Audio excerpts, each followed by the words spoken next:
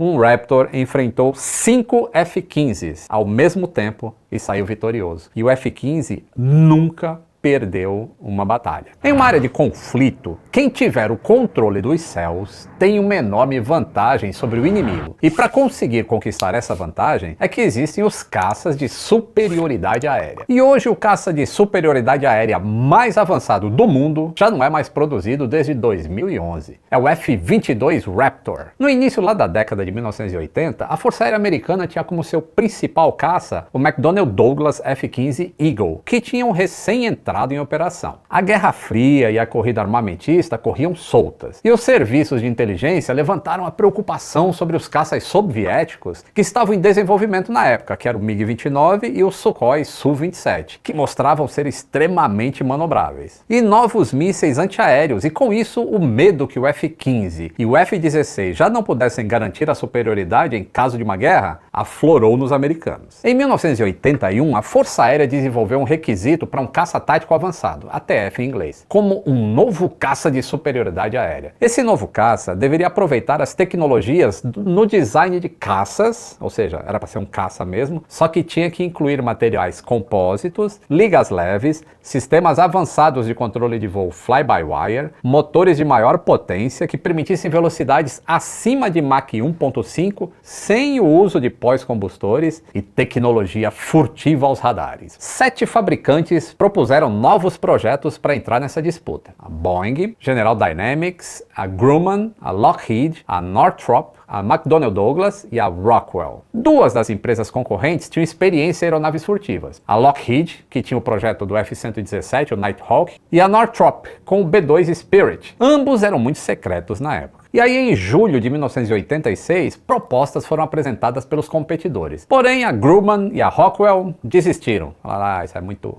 trabalho pra gente. E uma vez que se esperava que os fabricantes tivessem de fazer grandes investimentos para desenvolver essas tecnologias necessárias para esse caça, a Força Aérea incentivou que essas empresas se organizassem em 2 grupos. A Lockheed, Boeing e a General Dynamics formariam um grupo para desenvolver um dos projetos propostos, e caso o projeto deles fosse o selecionado, eles desenvolveriam juntos. E do outro lado, a Northrop e a McDonnell Douglas formariam esse outro grupo com um acordo semelhante. O protótipo da Lockheed, Boeing e General Dynamics foi denominado YF-22 e o da Northrop e da McDonnell Douglas YF-23. Esse foi um dos períodos mais criativos do design conceitual para qualquer avião de caça. E em 90 dias os caras estudaram diferentes entradas de ar, diferentes tipos de asa, formatos de asa, combinações de cauda. Em agosto de 1991, a Força Aérea se decidiu, e o F-22, equipado com os motores Pratt Whitney, foi declarado o vencedor. E a Força Aérea planejava, naquela época,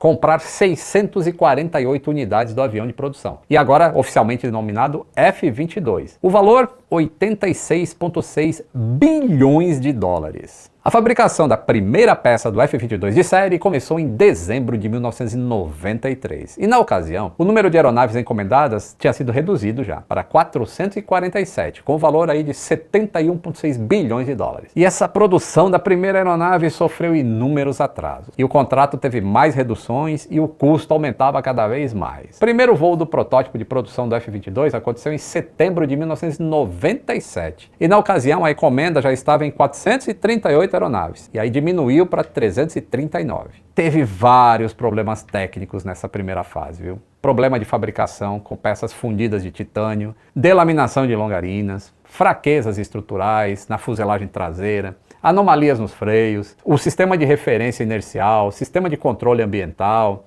vazamentos de combustível constantes, problemas com as pás dos discos de turbina, problemas de vibração excessiva no motor. E o primeiro F-22 operacional ficou pronto só no final de 2005. E a aeronave começou a ser distribuída para os esquadrões em todos os Estados Unidos. O F-22 é uma aeronave impressionante.